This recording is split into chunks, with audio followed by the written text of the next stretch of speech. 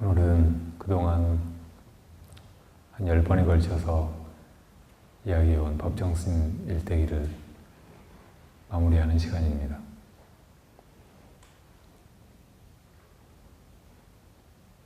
스님은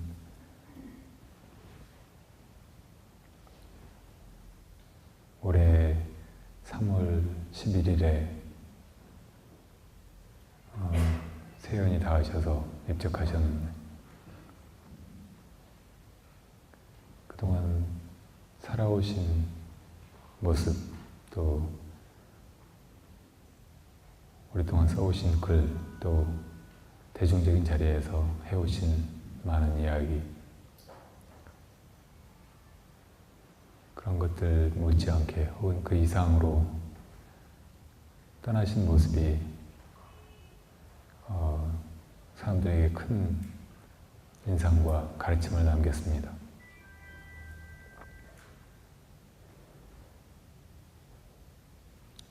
사람이 마음속의 생각과 말, 그리고 행동이 일치하기가 참 어렵고, 또 처음 했던 약속, 한 번 했던 말을 뒤에 가서 지키기가 힘듭니다.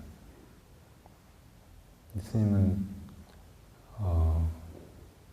당신이 해오신 이야기, 또 처음 했던 약속, 또 비교적 아주 초기에 쓰셨던 그런 글에 미리 쓰는 유서라는 그런 글이 있었고, 그 유서에 썼던 것들을 거의 그대로 당신의 마지막 모습으로 실천해 보이셨습니다.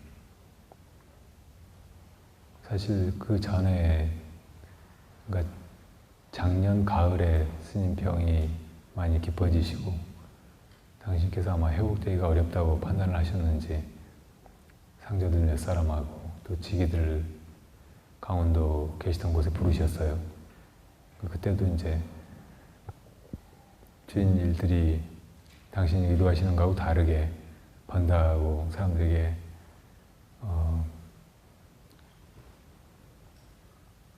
번거롭게 하고 또 불편하게 하고 시은을 또 지게 하고 하는 것을 피하시려고 그러셨는지, 그때도 몇 가지 이제 분명하게 이거들은 지켜야 된다고 말씀을 하셨어요. 그 중에 하나가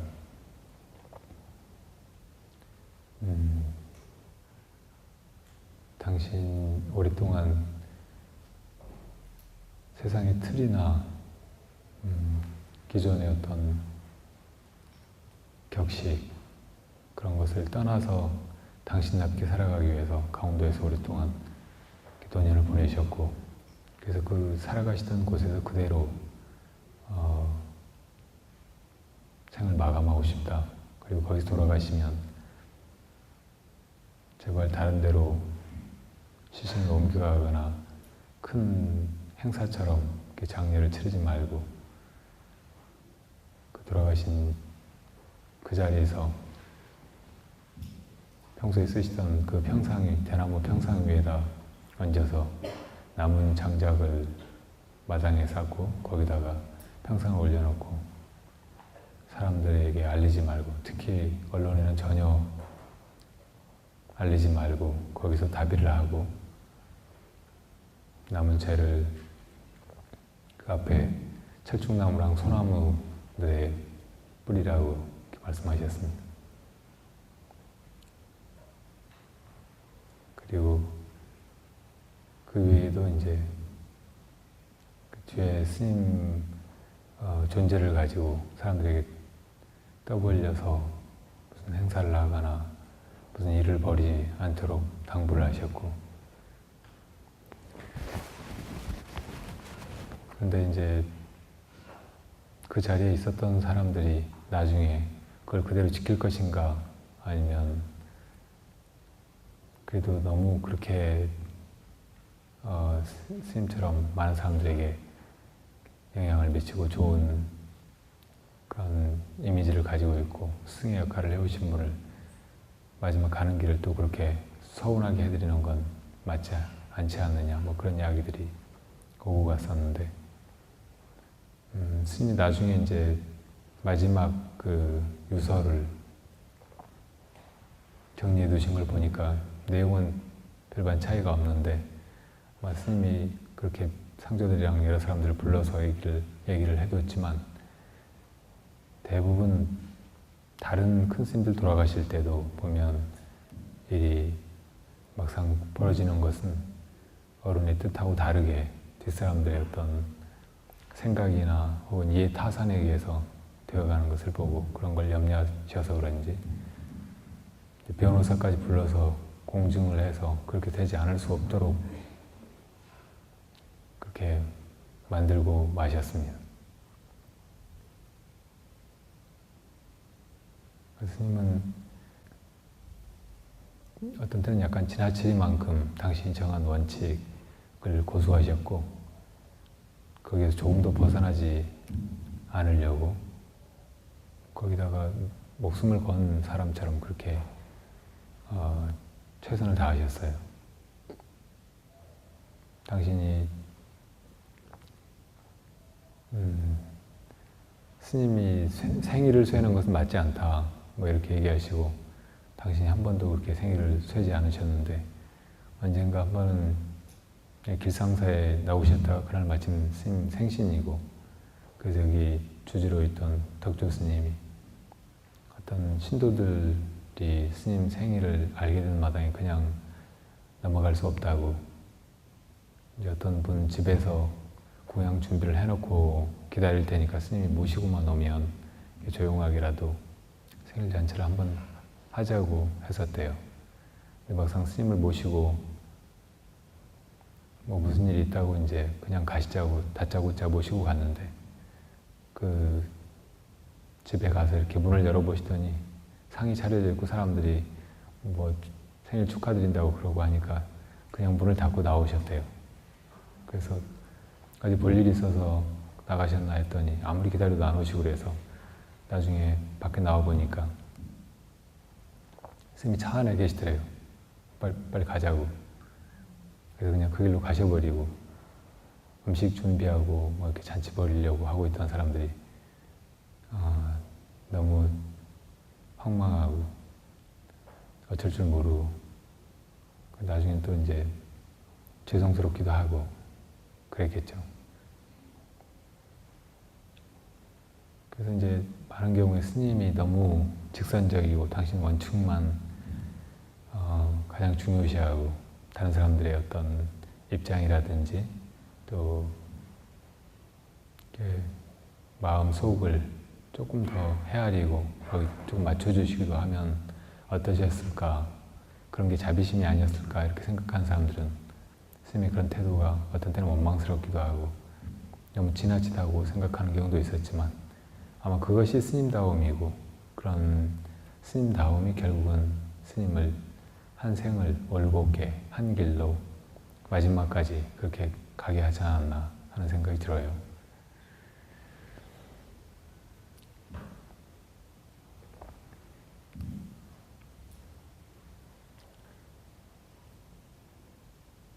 스님 입적하시던 날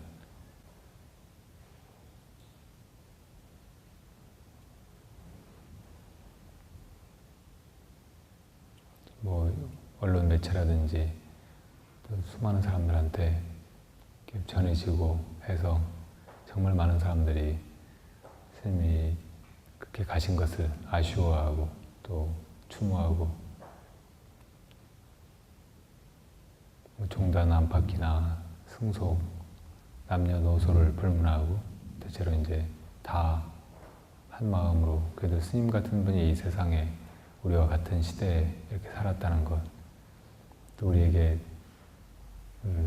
많은 가르침을 주고 또 어려운 불법을 우리 일상에서 실천할 수 있는 것으로 가르쳐 주시고 했던 것을 다 기리고 아쉬워했습니다.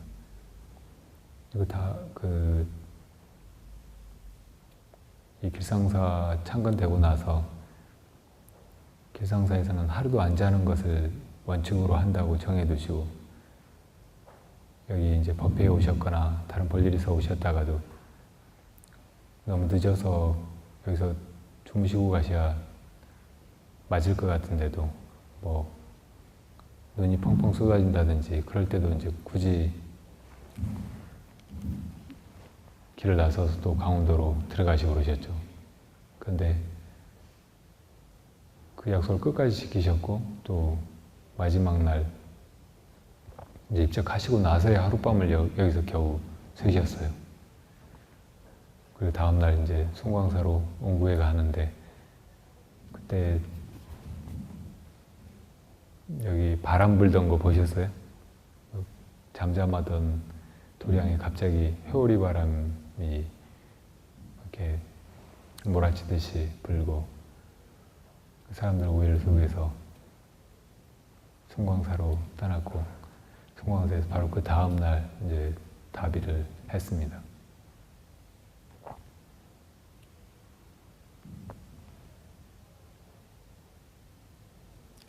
다비 하는 것도 정말 많은 사람들이 왔지만 그냥 가사만 덮고 강원도에서 가져오지는 못했어요. 그 대나무 평상을. 강원도가 이제 눈이 전혀 녹질 않아서 3월까지도 눈이 많이 쌓여 있으니까. 그래서 여기서 이제 임시로 간단하게 만든 그런 평상에 누워서 그냥 장작 위에 바로 올리고 불을 붙이고 했는데 그렇더라. 왠지 그 평상시에 이렇게 쌓던 장작만큼도 그렇게 장작이 좀 부족한 듯해 보이고 굉장히 어설퍼 보이긴 하더라고요.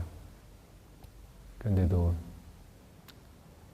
많은 사람들은 그것이 스님답다고 생각하고 또 거기에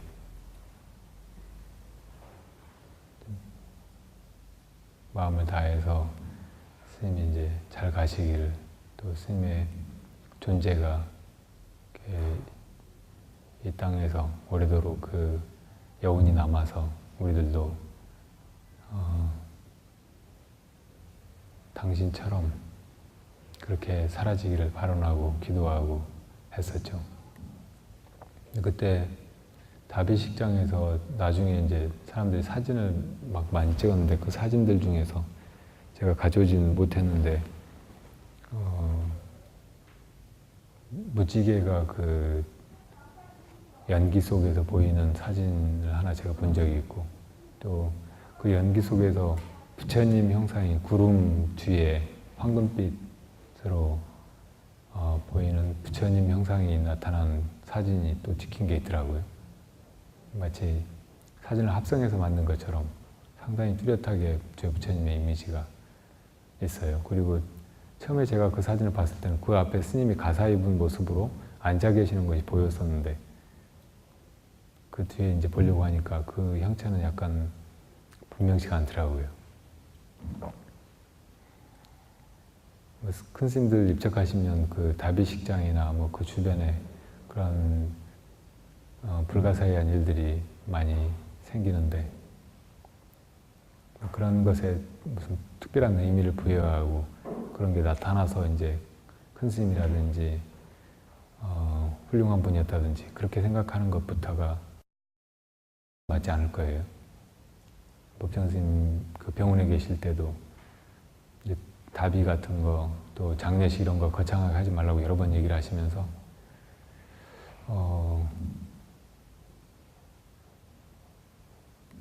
제가 이름을 잊어버렸는데 어떤 그 톨스토이 소설에 나오는 어떤 그 성직자 얘기인데 카톨릭의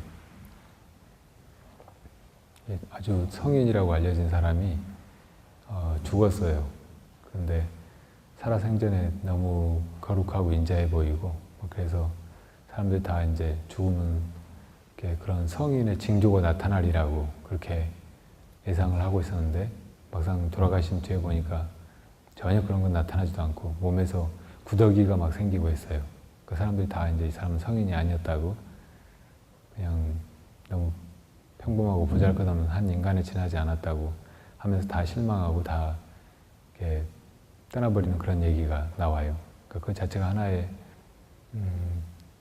통렬한 그런 풍자죠.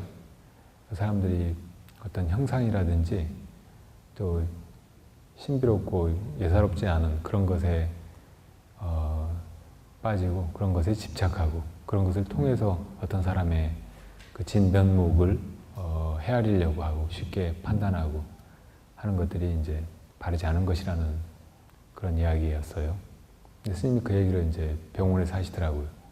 그래서 나는 아무것도 이 세상에 특별한 거, 사람들에게 뭐 그 사람이 보통 사람이 아니고, 그 다른 존재인 것처럼 그렇게 과장하고 또 그렇게 알리고 하는 것을 다 싫어하고 그런 걸 좋아하지 않으니까 절대 그렇게 하지 말라고 하셨어요.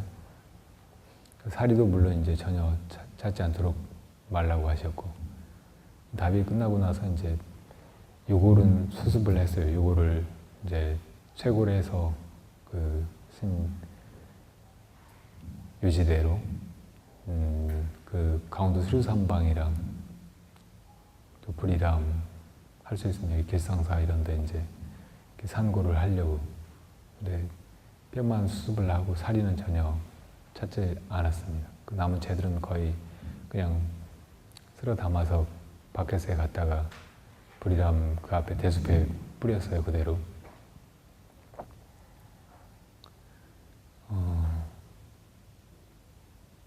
스님은 평소에 어떤 사람이 그 존재가 누구였느냐, 얼마나 훌륭한 사람이었느냐 그런 평가를 뭐 하는 것은 할 수 없지만 그 평가는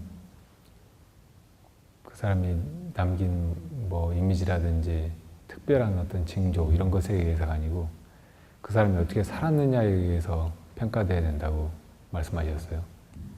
그 스님이 사리를 남겼느냐 남기지 않았느냐 혹은 뭐 상스러운 징조가 죽은 뒤에 나타났느냐 말았느냐 그런 것은 사실은 스님 안중에도 없으셨을 테고 마지막까지 그래도 이제 당신의 그 소신대로 그렇게 최선을 다하려고 하셨고 뒤에 남은 것들조차 당신의 뜻에서 어긋나기를 바라지 않고 이렇게 되도록 만드셨고 그런 것이 스님다우신 것이 아니었나 이런 생각이 듭니다.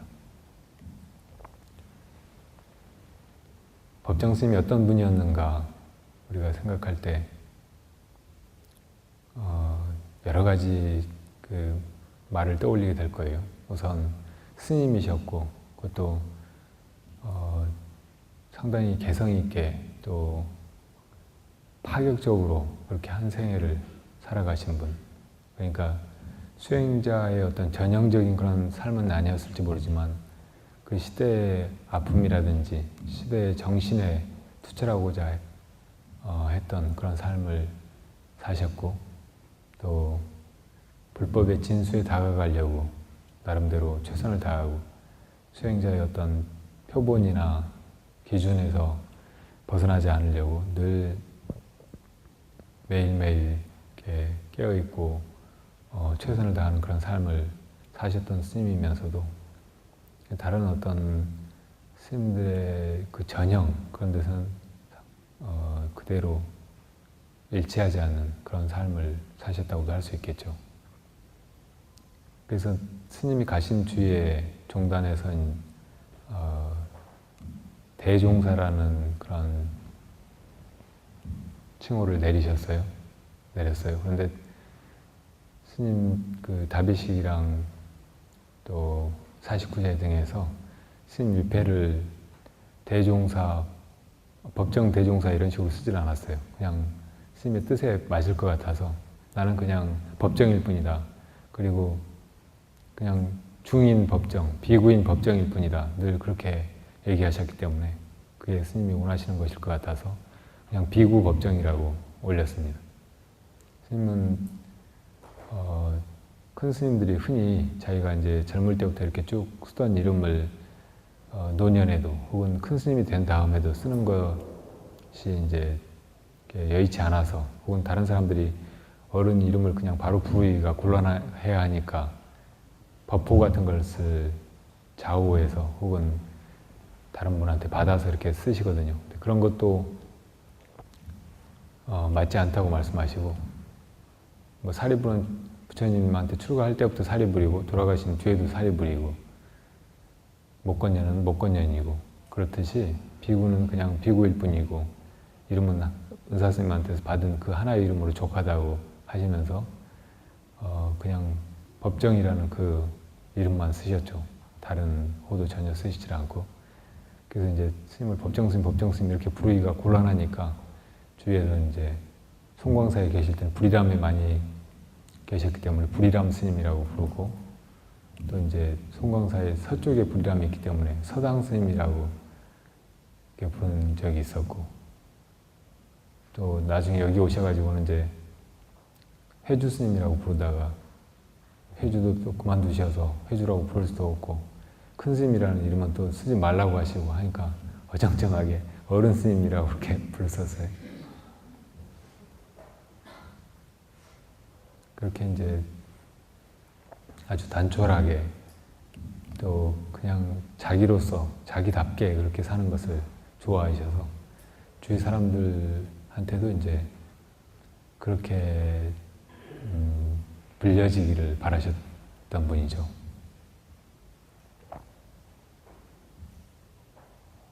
그런 스님이셨습니다. 그리고 당신이 이제 큰 스님인가 아닌가, 혹은 깨달은 분인가 아닌가, 뭐 그런 그 질문을 하는 분들이 있을지 모르겠는데, 스님은 그런 어떤 틀조차도 별로 좋아하지 않으셨고, 깨달았다는 것으로 혹은 어떤 경지에 이르렀다는 것으로 사람들에게 승의 어떤 이름 혹은 큰 스님의 이름을 가지고 다른 태도를 보이고 대접을 받고 하는 것을 완전히 이렇게 거부하신 그런 인생을 사셨죠. 그리고 실제로 이제 뭐 법문이라든지 이런 것도 다른 큰 스님들이 높은 법상에 올라서 주장자로 이렇게 탁자를 내리치면서 법문을 하시는 거, 뭐 그런 거를 정면으로 공격하시고, 그런 것은 살아있는 법이 아니라고 하시면서 그냥 서서 이렇게 항상 불법을 쉽게 이야기하시려고 했고, 그리고 이제 우리 종단의 그 현실에 대해서는 늘 비판적이고, 사실 우리 종단이 일제의 영향으로 한국 불교가 외색화돼서 많은 스님들이 대처를 하고, 그랬다가 나중에 이제 해방 이후에 정화의 과정에서 계속 그 왜곡된 모습이 일소되지를 않고, 한국 현대 불교사는 수많은 부끄러운, 그리고 얘기하기도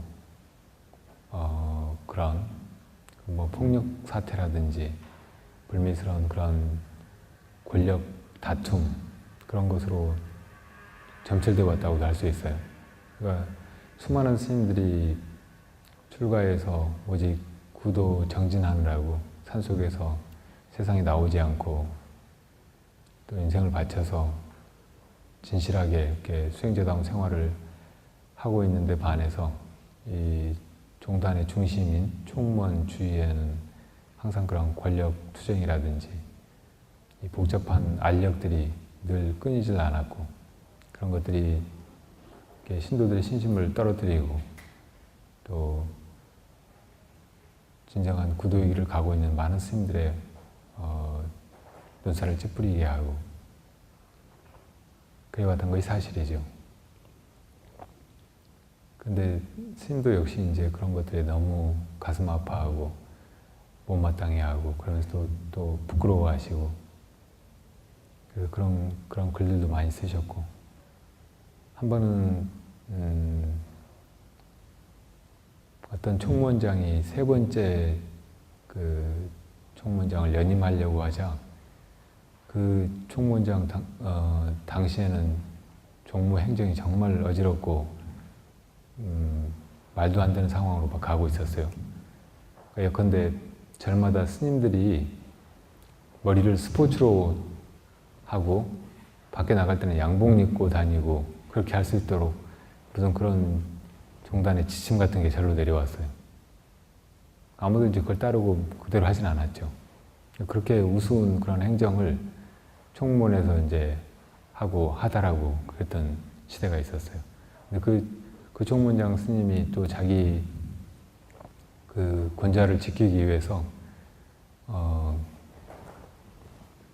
정권에 이제 빌붙어서 그 정권이 탄생될 때 정치 자금을 대기도 하고, 그러니까 이제 그 스님이 계속 총무원장으로 있으면서 이 불교를 이끌어가고 해서는 정말 안 될 것 같아서 젊은 스님들이 이제 조계사로 모여가지고 그 총무원장 스님 퇴진 운동을 벌였어요. 데모를 한 거죠. 근데 그때 이제 그 총무원장으로부터 이제 정치자금을 받고 당선된 대통령 정부에서 전경들을 투입해가지고 그 데모하는 스님들을 막 구타하고 폭력적으로 막으면서 계속 대치 상태가 오래 갔어요. 근데 나중에 이제 야당 쪽에서도 그런 정치자금 이야기를 점차 이제 건드리고 하니까 이제 대통령도 그런 사태를 조금 이제 불리하다고 판단하고 어떻게 해야 될지 몰라 하면서 스님을 청와대로 이제 모셨어요. 근데 스님은 이제 그런 종단의 정황을 간단히 설명하고, 지금 정권이 그 총무원장 체제를 비호하는 것은 그 정권의 유지나 나라의 안정에도 전혀 도움이 되지 않을 것이라고 이야기를 하셨어요. 그래서 이제 그 총무원에 지키고 있던 정경들을 다 철수하니까 금방 그 총무원장 체제가 무너져 버렸어요. 그리고 그 뒤로 이제 조금씩 이렇게 약간씩 나아지긴 했는데 금방 되진 않았죠. 우리 종단의 일이. 그 스님은 난 더 이상 이제 이 한국 조교종 승단에 대해서는 관심을 두고 싶지 않다고, 영원히 관심을 철회하고 싶다고 그런 말씀을 하시고 그런 글을 쓰시기도 하고 그랬어요. 그런 게 참 우리 종단의 부끄러운 내면인데, 그게 이제 대다수 스님들이 잘 못 살고 수행을 열심히 안 하고 스님답지 않은 그런 막행을 저지르고 그런 것 때문에 종단이 이렇게 되어오기보다는 대부분 스님들은, 훌륭한 스님들은 특히 산중에서 수행만 하고 사시는데 일부 이제 사사로운 그런 욕심, 중생의 권력욕이나 뭐 돈 욕심 때문에 이래저래 하다가 이제 돈 많이 생기는 절이나 총무원이나 이런 데 와서 이렇게 하던 스님들이 종단 행정을 좌지우지하고, 또 이제 그 근원적인 뿌리는 일제가 이제 한국 스님들을 대처해야만 주지라도 할 수 있게 하고, 결국은 일제 말에 가서는 거의 모든 스님들이 다 대처를 하게 만든 그것이 원인이었겠죠. 그런 것들이 지금까지도 완전히 해소되었다고는 말할 수 없을지 모르겠어요. 그래도 이제 그런 몇 차례 곡절을 거치면서 지금 와서야 겨우 이제 밖으로 정말 부끄럽고 민망한 그런 것들이 내보이지는 않을 정도까지는 된 것 같아요.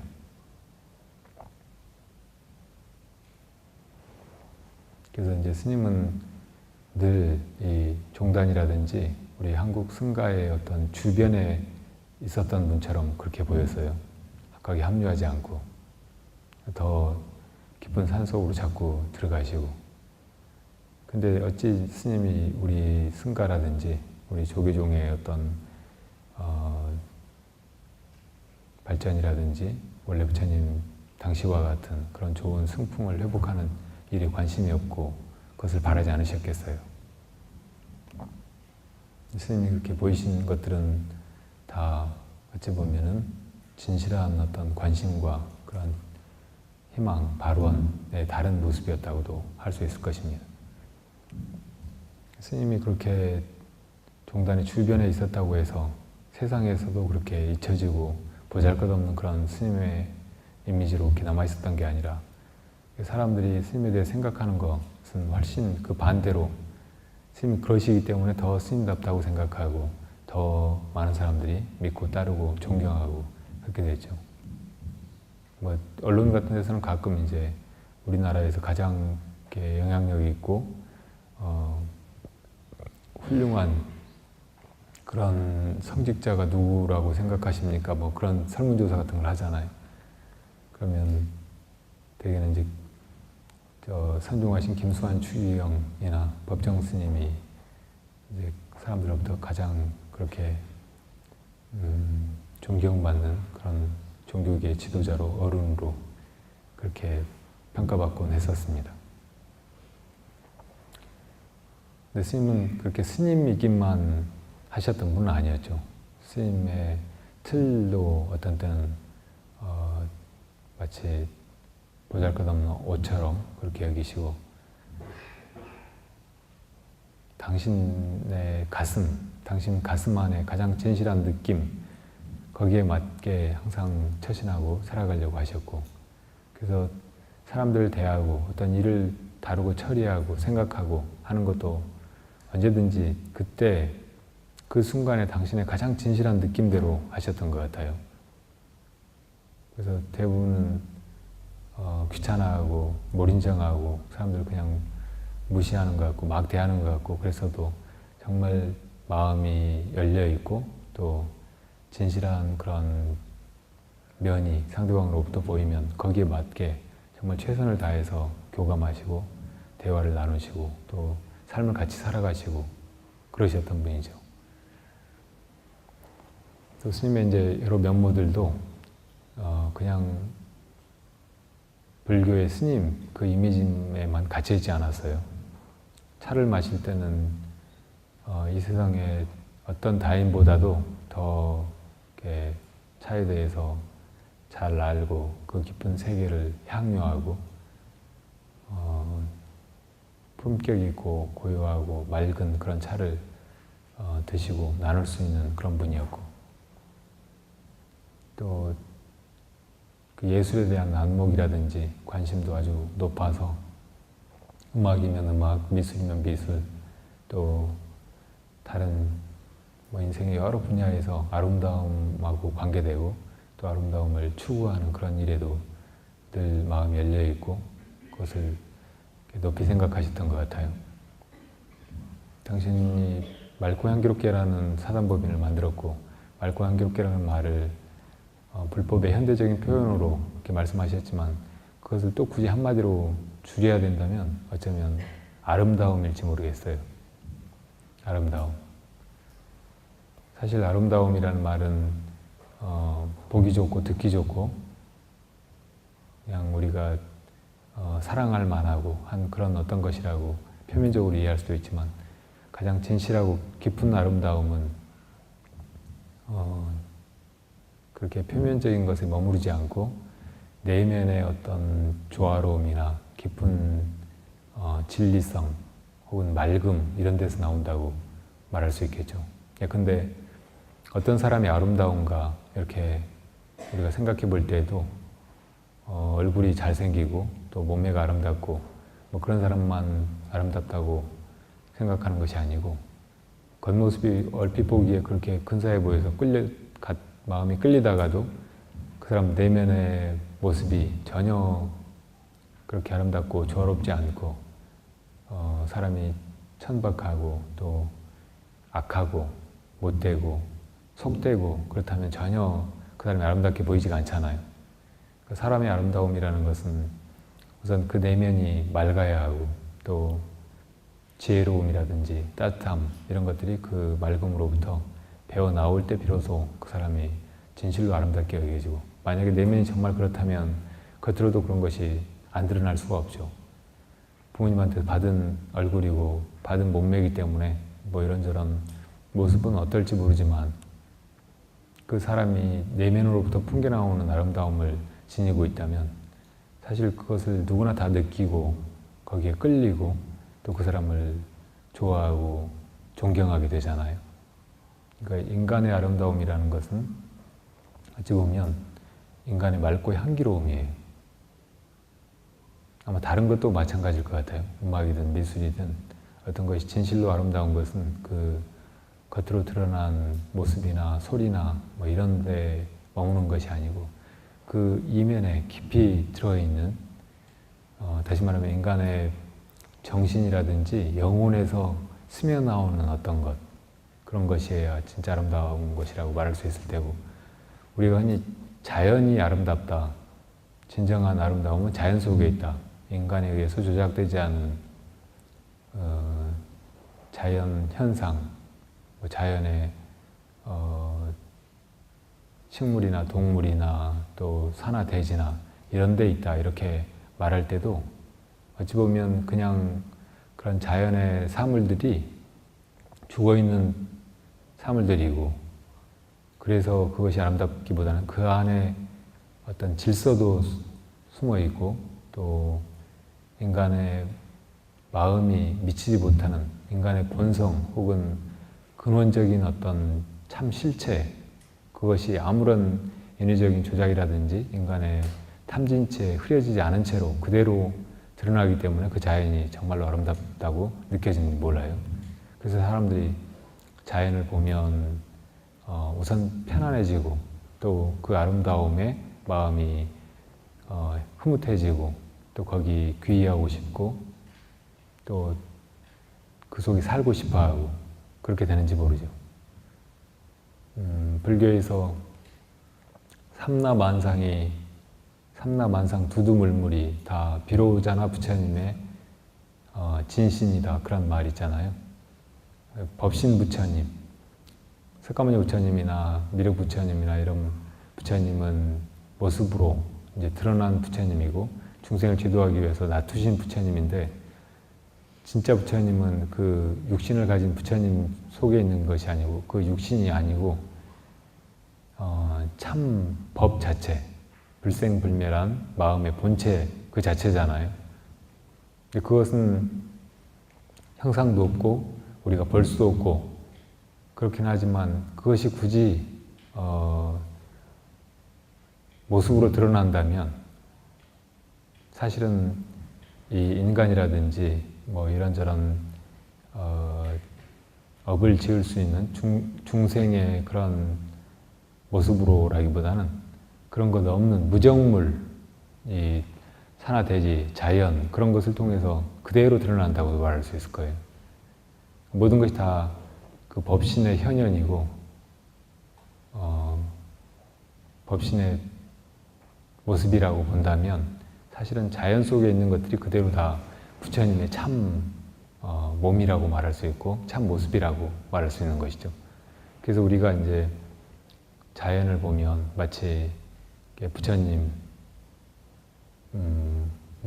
본 것처럼 그렇게 마음이 편안해지고 또 마음이 고양되고 그러는 거라고 말할 수 있겠죠. 어찌됐건 스님이 그 아름다움에 대해서 가지고 있는 그 관심이라든지 그 또 안목 이런 것들은 우리가 이제 스님을 생각하고 또 스님과 같은 그런 삶을 살고 싶다 이런 생각을 할 때 눈여겨 봐야 될 그런 대목인 것 같아요.